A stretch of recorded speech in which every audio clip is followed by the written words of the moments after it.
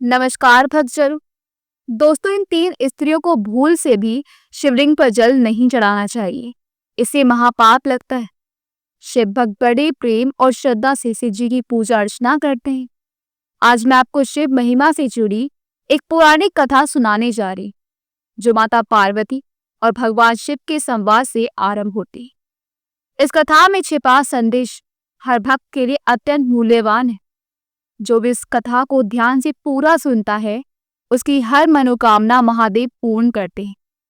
उसे शिवलिंग पर करोड़ों बार जल चढ़ाने का पुण्य प्राप्त होता है। आइए भावना और आस्था के साथ कथा को सुनते हैं। एक बार भगवान शिव माता पार्वती संग कैलाश पर्वत पर विराजमान थे। चारों ओर अद्भुत शांति थी। माता पार्वती के मन में कुछ महत्वपूर्ण प्रश्न उठ रहे थे। देवी पार्वती ने भगवान शिव से विनम्र स्वर में पूछा, हे स्वामी, आप तो सर्वव्यापी हैं और सर्वेश्वर हैं। इस पूरे संसार के कण कण में आपका ही वास। आपको श्रावण मास सबसे अधिक प्रिय है और इस मास में आपके भक्त बड़ी श्रद्धा से आपकी पूजा करते हैं। हे महादेव, सावन मास से संबंधित मेरे मन में कुछ शंकाएं हैं। कृपा करके मेरे इन प्रश्नों का समाधान कीजिए। भगवान शिव पार्वती की उत्सुकता देखकर मंद मंद मुस्कुराए और बोले, हे पार्वती, तुम्हारे मन में जो भी प्रश्न है निसंकोच मुझसे पूछ। तुम्हारी जिज्ञासा का समाधान करना मेरा दायित्व है। तब माता पार्वती ने आदर पूर्वक पूछा, प्रभु, क्या सावन मास का व्रत सभी को करना चाहिए? इस व्रत को करने के नियम क्या है और इसे किस विधि से किया जाना चाहिए? विशेषकर मुझे ये जानना है कि किन लोगों को या किस अवस्था में शिवलिंग पर जल अर्पित नहीं करना चाहिए। इस पवित्र सावन मास का आध्यात्मिक महत्व बताइए। मैं इन विषयों को जानने के लिए अति उत्सुक हूँ। माता पार्वती के प्रश्न सुनकर महादेव ने गंभीर स्वर में समझाना शुरू किया। देवी, तुमने बहुत महत्वपूर्ण प्रश्न पूछे हैं। इनमें समस्त मानव जाति का कल्याण निहित है। ध्यान पूर्वक सुने। सावन मास में शिव पूजा से जुड़े कुछ नियम हैं, जिनका पालन प्रत्येक भक्त को करना चाहिए। जो भक्त इन नियमों का उल्लंघन करते हैं और अपवित्र रहते हुए शिवलिंग की पूजा करते हैं, उनकी पूजा मैं स्वीकार नहीं करता। नियमों को तोड़ने पर पूजा का फल मिलने के स्थान पर उल्टा पाप लगता है। आज मैं तुम्हें उन 3 प्रकार की महिलाओं के बारे में बताऊंगा, जिन्हें शिवलिंग पर जल अर्पण नहीं करना चाहिए। ऐसी स्त्रियों को शिवलिंग पर जल चढ़ाने से पुण्य नहीं मिलता, बल्कि विपरीत परिणाम होता है। साथ ही मैं तुम्हें एक प्राचीन कथा सुनाऊंगा, जो मेरी एक परम भक्त से संबंधित है। इस कथा को ध्यान से सुनना। जो भी भक्त श्रद्धा पूर्वक इस कथा को सुनेगा, उसके सभी कष्ट दूर होंगे और उसे सही मार्ग का ज्ञान होगा। माता पार्वती ने शिव जी की बात मानते हुए कहा, प्रभु, आपके मुख से कथा सुनना मेरा सौभाग्य है। कृपया मुझे वह कथा सुनाएं। मैं मन लगाकर सुनूंगी। भगवान शिव ने पार्वती की उत्सुकता देखकर कथा आरंभ की। चारों ओर हिमालय की वादियों में शांति छा गई और महादेव बोलने लगे, हे देवी, ध्यान से सुनो उस भक्त की कथा। इस प्रकार भगवान शिव ने माता गौरी को कथा सुनानी शुरू की। बहुत समय पहले की बात है। सिद्धपुर नामक एक नगर में सदानंद नाम के एक विद्वान ब्राह्मण रहते थे। सदानंद अत्यंत बुद्धिमान, रूपवान और शास्त्रों के पारंगत थे। उन्होंने वेदों का गहन अध्ययन किया था और धर्म कर्म में निपुण थे। सिद्धपुर नगर के पास ही एक अन्य नगर में धर्मदत्त नाम के एक आदरणीय ब्राह्मण अपनी पत्नी और एकमात्र पुत्री के साथ रहते थे। उनकी पुत्री का नाम सुशीला थी। सुशीला बाल्यकाल से ही भगवान शिव की परम भक्त थी। वह बड़ी श्रद्धा भाव से प्रतिदिन शिवलिंग की पूजा करती, शिवलिंग पर जल चढ़ाती और बेलपत्र अर्पित करती थी। यौवन आने पर मन चाहे वर की प्राप्ति हेतु सुशीला ने 16 सोमवार के व्रत रखने शुरू कर दिए। धर्मदत्त और उनकी पत्नी ने सुशीला का पालन पोषण बड़े लाड प्यार से किया था। सुंदर रूप और गुणों से संपन्न सुशीला जब विवाह योग्य हो, तो धर्मदत्त को उसके विवाह की चिंता सताने लगी। एक दिन उन्होंने अपनी पत्नी से कहा, प्रिय, हमारी बेटी अब विवाह योग्य हो गई है। हमें इसके लिए एक योग्य वर खोजकर शीघ्र विवाह कर देना चाहिए।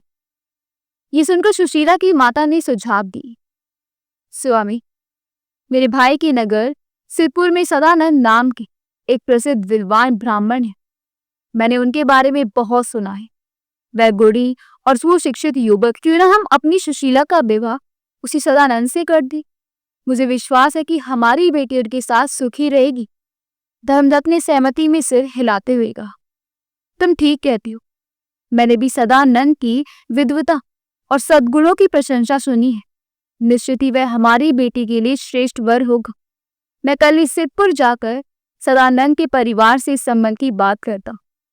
अगले दिन धर्मदत्त अपनी पुत्री के विवाह का प्रस्ताव लेकर सिद्धपुर के सदानंद के घर पहुंचे। उस समय सदानंद अपने वृद्ध माता पिता की सेवा में लगा हुआ था। धर्मदत्त ने द्वार पर देखा कि सदानंद बड़े प्रेम से अपनी माता पिता की चरण दबा रहा है और उनकी देखभाल कर रहा है। ये दृश्य देखकर धर्मदत्त के मन में प्रसन्नता हुई और उन्हें सोचा, जो पुत्र इतने आदर से माता पिता की सेवा कर रहा है, उससे उत्तम वर मेरी बेटी के लिए और क्या होगा। सदानंद ने आगंतुक को देखा तो तुरंत आदरपूर्वक आगे बढ़कर प्रणाम किया और बोला, आइए भगवान, भीतर पधारिए। कृपा करके बताइए मैं आपकी क्या सहायता कर सकता हूँ। सदानंद के सत्कार और विनम्रता से धर्मदत्त बेहद प्रभावित हुए। उन्होंने घर के वातावरण को शुद्ध और पवित्र पाया। पूजा कक्ष में सुंदर शिवलिंग स्थापित था, जिसकी नियमित पूजा सदानंद का परिवार करता था। ये सब देख धर्मदत्त को पूर्ण विश्वास हो गया कि सदानंद जैसा आदर्श युवक ही उनकी सुशीला के लिए उपयुक्त वर रहेगा। थोड़ी बातचीत के बाद धर्मदत्त ने अपने आने का प्रयोजन बताया। उन्होंने प्रेम पूर्वक कहा, हे सदानंद, मैं तुम्हारे समक्ष एक प्रस्ताव रखने आया। यदि तुम्हें और आपके माता पिता को स्वीकार हो तो मैं अपनी पुत्री सुशीला का विवाह तुमसे करना चाहता। मुझे अपनी बेटी के लिए तुम जैसा सुयोग्य वर और कोई नहीं मिलेगा। धर्मदत्त की ये बात सुनकर सदानंद के माता पिता प्रसन्न हो गए और तुरंत सहमति दे दी। सदानंद ने भी माता पिता की अनुमति से विवाह के लिए तैयार हो गए। उचित समय पर सिद्धपुर के निकट एक पवित्र तीर्थ स्थान में सदानंद और सुशीला का विवाह विधि पूर्वक संपन्न हुआ। दुल्हन रूप में सुशीला को देखकर सदानंद के हृदय में प्रसन्नता की लहर दौड़ गई। सुशीला रूप और गुण में अद्वितीय सुंदर एवं शीलवान वधू थी। विवाह के बाद जब सुशीला विदा होकर अपने पति के घर पहुंची तो उसने अपना मधुर व्यवहार और विनम्रता से सभी ससुराल जनों को मन भो लिया। सुशीला ने सास ससुर को अपने माता पिता का सम्मान माना और पति को परमेश्वर का रूप समझकर उसकी सेवा व देखभाल में स्वयं को समर्पित कर दिया। सुशीला प्रतिदिन भोर में उठकर घर की साफ सफाई कर स्नान करती और फिर शिवलिंग पर जल एवं बेल पत्र चढ़ाकर मंत्रों का जाप करती थी। दिन भर वह परिवार की सेवा में लगी रहती और रात में पति के पैर दबाकर उसकी थकान दूर करती थी। सुशीला सचमुच एक आदर्श पतिव्रता थी। वह हमेशा सत्य और धर्म का पालन करती, पति को परमेश्वर मानकर निष्ठा से उसकी सेवा करती थी। कभी भी उसने कोई अधर्म या अशुभ कार्य नहीं किया। उसके सद्गुणों के फलस्वरूप घर पर मां लक्ष्मी की कृपा बनी रही और परिवार में सदा सुख शांति थी। परिवार के सभी सदस्य आनंद पूर्वक जीवन बिता रहे थे। कुछ समय बाद सावन मास का पवित्र समय आया। सुशीला ने श्रद्धा पूर्वक सावन के सोमवार व्रत और पूजा की तैयारियां शुरू कर दी। संयोग से सावन आरंभ होने के ठीक एक दिन पहले अमावस्या थी। सुशीला ने सोचा कि अगले दिन से व्रत आरंभ होंगे, इसलिए आज परिवार के लिए स्वादिष्ट भोजन बनाया जाए।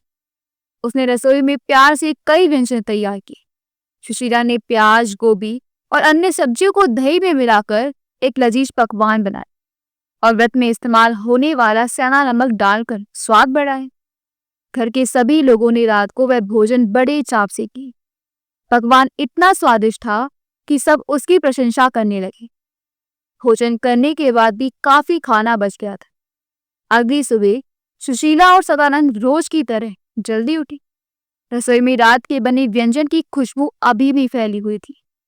बचा हुआ स्वादिष्ट पकवान देखकर दोनों को लालसा हो कि इसे नाश्ता में फिर खा लिया जाए। अतः उन्होंने सुबह नाश्ते में उसे बची हुई सब्जी को खा ली। हमारे शास्त्रों में कहा गया है कि अधिक प्याज का सेवन करने से मनुष्य की काम इच्छा बढ़ जाती है और सोचने समझने की शक्ति मंद पड़ जाती है। यहाँ भी ऐसा ही हुआ। प्याज वाला भोजन पेट में जाते ही सदानंद और सुशीला के मन में काम वासना प्रबल हो गई।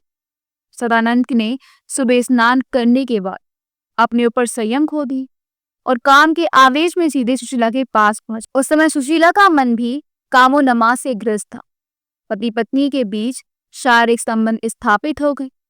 उस फल वासना के प्रभाव में वह अपने व्रत और पूजा की मर्यादा भूल गई।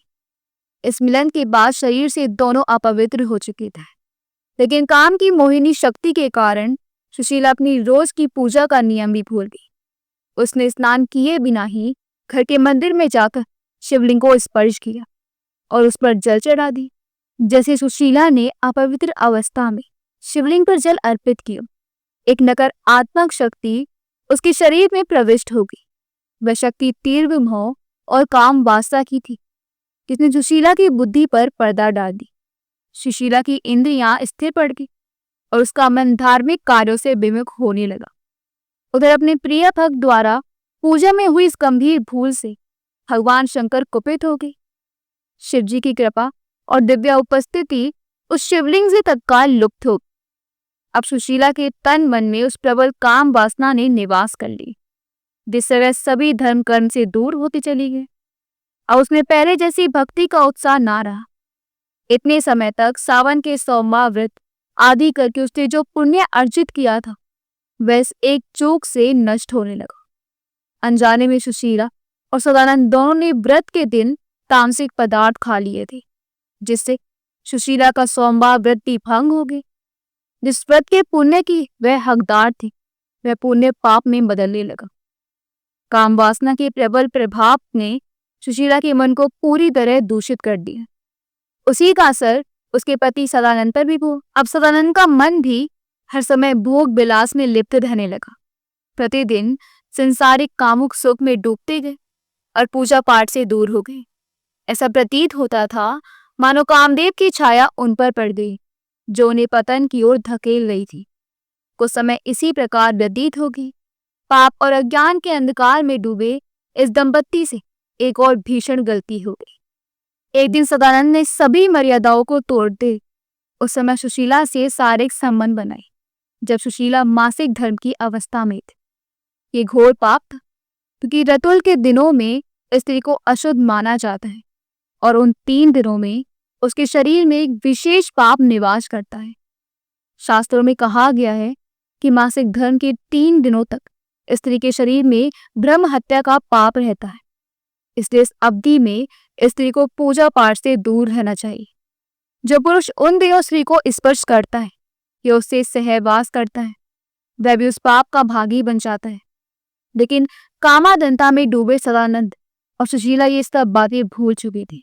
जैसे ही सुशीला के साथ सदानंद ने संबंध बनाए, स्त्री के शरीर में स्थित वह पाप तुरंत सदानंद के शरीर में प्रवेश कर गया।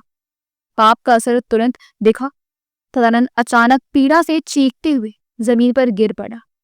कुछ ही पलों में सदानंद के अंग गलने लगे और उसके पूरे शरीर पर भयंकर जख्म और फोड़े उभर आए, जिनसे रक्त और पीप बहने लगा।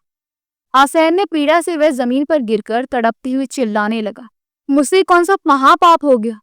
मैंने कितनी भयानक गलती कर डाली। सब जानते हुए भी मैं वासना में अंधा होकर ये अनर्थ कर बैठा। अब मेरा क्या होगा? हे भोलेनाथ, मेरी रक्षा कौन करेगा? सदानंद की हृदय विदारक चीख पुकार सुनकर उसकी माता घबराकर वहां आई। उन्होंने अपने बेटे को जमीन पर तड़पते देखा तो क्रोध और शोक से उनका हृदय भर उठा। सामने उनका लाल पीड़ा से छटपटा रहा था। शरीर पर गले सड़े घाव थे और दुर्गंध युक्त रक्त मवाद बह रहा था। ये देख माँ का दूहा क्रोध में बदल गया। वह सुशीला की ओर आग बबूला नजर से देखती हुए चिल्लाई, हे पापिन, तूने मेरे बेटे का जीवन नर्क बना दिया। तू ही इसके पतन का कारण है। अब इस घर से तुरंत निकल जा। अपने पति की ऐसी हालत देखकर सुशीला भय और शर्म से पहले ही रो रही थी। सास के कठोर वचन सुनकर वह और अधिक व्यथित हो गई। सुशीला हाथ जोड़कर रोती हुई बोली, माँ मुझे क्षमा कर दीजिए, मुझसे बहुत बड़ा अपराध हो गया है। वासना के अंधेपन में मुझसे ये भूल हो। आप जो भी दंड देंगी मैं सहन करने को तैयार, लेकिन मुझे इस तरह मत निकालिए। क्रोध में डूबी सास ने उसकी एक ना सुनी। उन्होंने गुस्से में आकर सुशीला का हाथ पकड़ा और चिल्लाई, तो इस घर में रहने का कोई अधिकार नहीं है, तुरंत निकल जाए यहाँ से। सीधे कर सास ने सुशीला को घर के बाहर धक्का देकर निकाल दी। सुशीला बिलखती हुई घर से बाहर निकल। उसका सुहाग उजड़ने के कगार पर था। घर परिवार सभी छूट गए थे। उसे कुछ समझ नहीं आ रहा था कि वहां कहाँ जाए और क्या करे। अपने अपराध पर पश्चाताप की अग्नि में उसका हृदय जल रहा था। वह बेसुधी अवस्था में रास्ते पर भटकने लगी। सुशीला भटकते भटकते एक घने वन में स्थित पुराने शिव मंदिर पर पहुंची। वहां उसे एक साधु महात्मा मिले जो उस मंदिर के पुजारी थे। सुशीला ने रोते हुए उन्हें अपनी पूरी आप बीती सुनाई और अपने पाप पर गहरा पश्चाताप जताए। दयालु साधु ने उसे संत बना दी और प्रायश्चित का मार्ग दिखाया। उन्होंने कहा कि वह यही मंदिर में रहकर भगवान शिव की आराधना और सेवा करे। सुशीला ने उसी क्षण से भगवान शिव की कठोर तपस्या शुरू कर दी। वह प्रतिदिन प्रातः नदी में स्नान कर शिवलिंग पर जल चढ़ाती, बेलपत्र अर्पित करती और श्रद्धा पूर्वक शिव मंत्रों का जाप करती। दिन भर मंदिर में रहकर भजन कीर्तन और शिव की सेवा में समय बिताती। अपने पतिदेव के स्वस्थ होने की कामना से सुशीला ने निराहार रहकर 16 सोमवार का व्रत भी पुनः आरंभ किया। इस प्रकार लगातार 1 वर्ष बीत गया। इस दौरान सुशीला ने अचल विश्वास और भक्ति के साथ अपनी आराधना जारी रखी। एक दिन सुशीला को लगा कि उसकी कठिन तपस्या का कोई फल नहीं मिला है।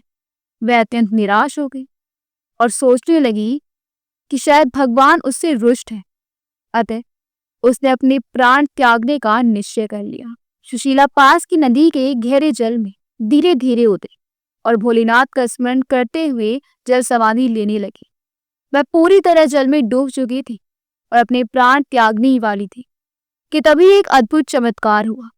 जिस क्षण सुशीला ने स्वयं को पानी में डुबोया, उसी पल एक दिव्य शक्ति ने उसे ऊपर की ओर धकेल कर जल से बाहर निकाल दी। जब सुशीला ने अचंभित से आंखें खोली तो अपने सामने स्वयं भगवान शिव को खड़े पाया। त्रिशूल और डमरू धारण किए जटा झूठ बोले भोलेनाथ अपनी पूर्ण दिव्य आभा के साथ प्रकट थी और प्रसन्न मुद्रा में सुशीला को निहार रहे थे। आकस्मिक प्रबुद्ध दर्शन से सुशीला की खुशी का ठिकाना न रहा। वह भाव विभोर होकर तुरंत शिवजी के चरणों में गिर पड़ी। उसकी आंखों से हर्ष और भक्ति के आंसू झरझर बहने लगे। वह बारंबार हर हर महादेव जय शिव शंकर का जय घोष करने लगी। भगवान शिव ने मुस्कुराते हुए हाथ के इशारे से सुशीला को उठाए और फिर स्नेह पूर्वक बोले, पुत्री सुशीला उठो, तुमने अखंड श्रद्धा और भक्ति के साथ मेरी आराधना की है, मैं तुमसे अत्यंत प्रसन्न हूँ। मनचाहा वर मांगो। सुशीला हाथ जोड़कर विनम्रता से बोली, हे देवादिदेव, आपका धन्यवाद जो आपने दर्शन देकर मेरा जीवन धन्य कर दिया। मेरी आपसे विनती है कि कृपा करके मुझे ये बताएं कि मुझे ऐसी कौन सी गलती हुई जिसके कारण मेरे भीतर इतनी काम वासना उत्पन्न हो गई और मुझे घोर पाप हो गया, जिससे मेरे पति को कुष्ठ रोग तक भोगना पड़ा। कृपया मेरी भूल का कारण और उसका उपाय बताइए।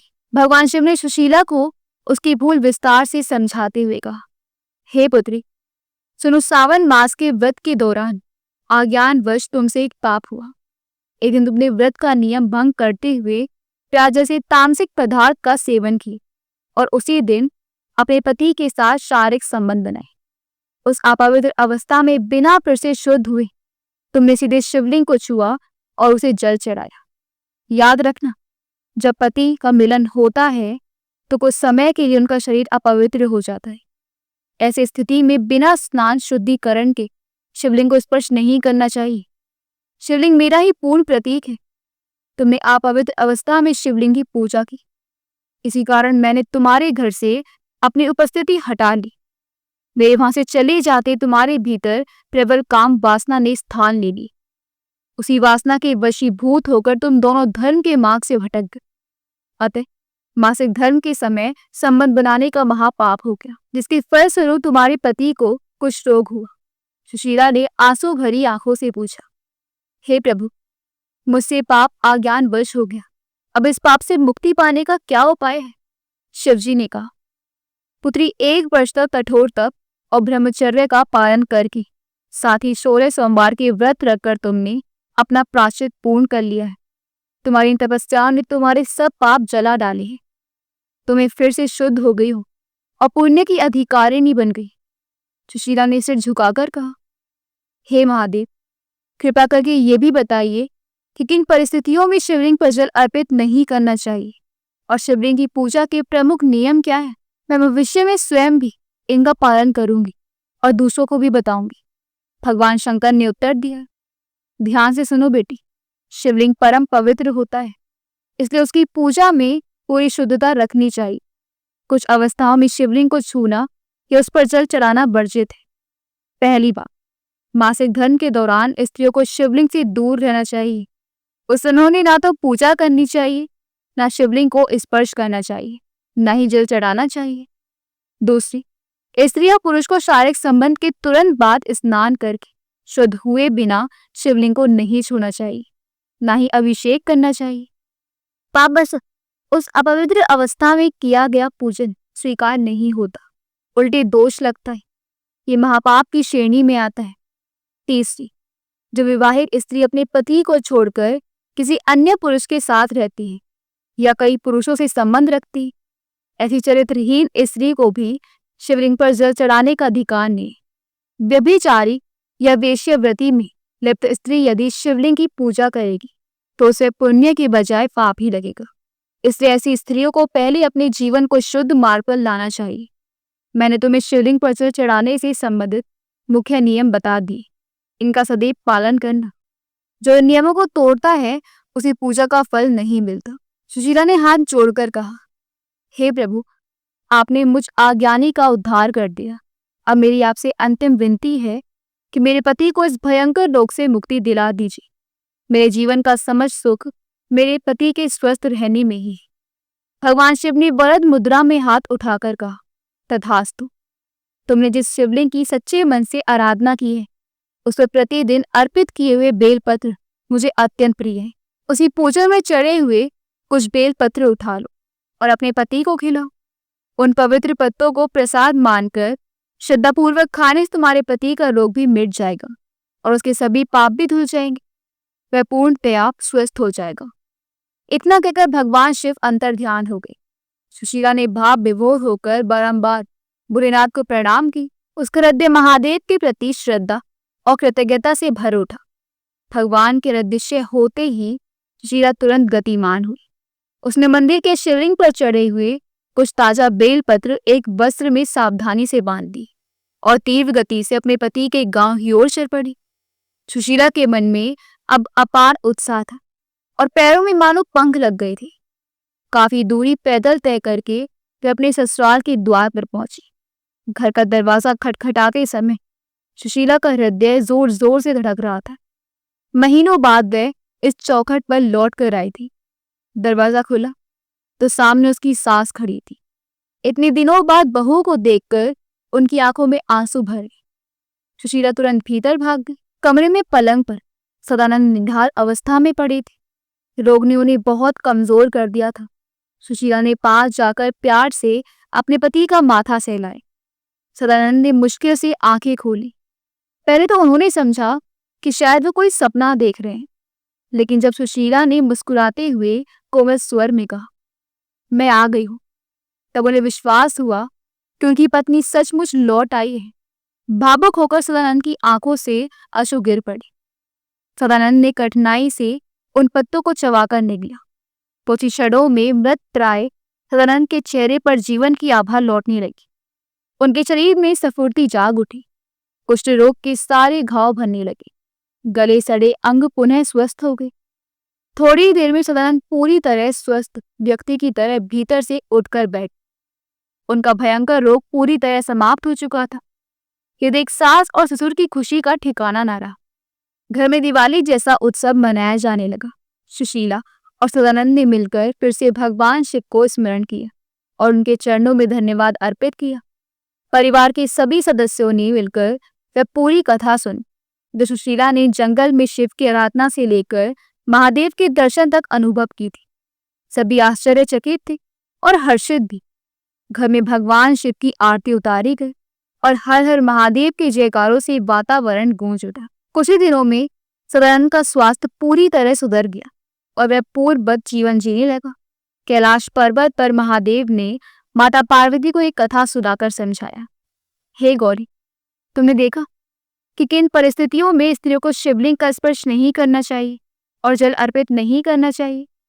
जो लोग धर्म के नियमों का उल्लंघन करके अपवित्र अवस्था में पूजा करते हैं, उन्हें सुशीला की परिवार जैसी भयानक विपत्ति का सामना करना पड़ सकता है। लेकिन भगवान शिव इतने दयालु हैं कि यदि पापी मनुष्य भी सच्चे मन से पछताकर भक्ति के मार्ग पर लौट आए तो उसका उद्धार संभव है, जैसे सुशीला के जीवन में हुआ। माता पार्वती ने सिर झुकाकर महादेव का धन्यवाद किया कि उन्होंने इतने महत्वपूर्ण धर्म के नियम बताए। दोनों ने संसार के कल्याण की कामना करते हुए शिव ध्यान लगाए। इस कथा से हमें शिक्षा मिलती है कि ईश्वर की पूजा सदैव पवित्र तन, मन और शुद्ध हृदय से करनी चाहिए। पूजा के नियमों का पालन करना अति आवश्यक है, नहीं तो अज्ञानवश भी पाप के भागी बन सकते हैं। किंतु यदि सच्चे हृदय से पश्चाताप किया जाए तो भगवान गलतियों को क्षमा करके अपने भक्त को वापस स्वीकार कर लेते हैं। भगवान शंकर ने पार्वती को शिव पूजा से जुड़े कुछ अन्य महत्वपूर्ण नियम भी बताए। ये हर शिव भक्त के लिए जानना जरूरी है। एक, तुलसी के पत्ते। शिव पुराण के अनुसार शिवलिंग पर तुलसी दल अर्पित नहीं करना चाहिए। तुलसी को माता लक्ष्मी का रूप माना जाता है और माता लक्ष्मी भगवान विष्णु की पत्नी है, इसलिए तुलसी के पत्ते विष्णु पूजन में प्रयोग करते हैं। भोलेनाथ की पूजा में तुलसी वर्जित है। दूसरा, शंख, जल शंख का प्रयोग। शिवजी की पूजा में शंख से जल चढ़ाना निषिद्ध है। पौराणिक कथा के अनुसार शंखचूड़ नामक असुर का वध भगवान शिव ने त्रिशूल से किया था और उसकी अस्थियों से शंख की उत्पत्ति हुई, इसलिए शिव ने शंख का जल अपने अभिषेक के लिए स्वीकार नहीं किया। शिवलिंग पर शंख से जल चढ़ाने की मनाही है। तीसरा, केतकी का फूल। शिव पूजा में केतकी के वट का फूल नहीं चढ़ाना चाहिए। एक पौराणिक प्रसंग में ब्रह्मा जी ने स्वयं को श्रेष्ठ साबित करने के लिए केतकी के फूल को झूठी गवाही में इस्तेमाल किया था। भगवान शिव ने उस कपट पर कुपित होकर केतकी फूल को श्राप दिया कि वह उनकी पूजा में प्रयोग नहीं होगा। तभी से शिवलिंग पर केतकी का फूल चढ़ाना वर्जित है। प्रिय दर्शकों, आशा ये कथा आपके हृदय को छू गई हो और इससे आपको महत्वपूर्ण सीख मिली होगी। यदि आपको ये कथा पसंद आई हो तो कृपया वीडियो को लाइक करें और अपने दोस्तों के साथ शेयर करें। नीचे कमेंट में हर हर महादेव अवश्य लिखें और बताएं कि आपको इस कथा से क्या प्रेरणा मिली। हमारे चैनल को सब्सक्राइब करना ना भूलें ताकि आपको ऐसी और रोचक धार्मिक कथाएं आगे भी मिलती रहे। आप सभी का धन्यवाद। बोलिए हर हर महादेव।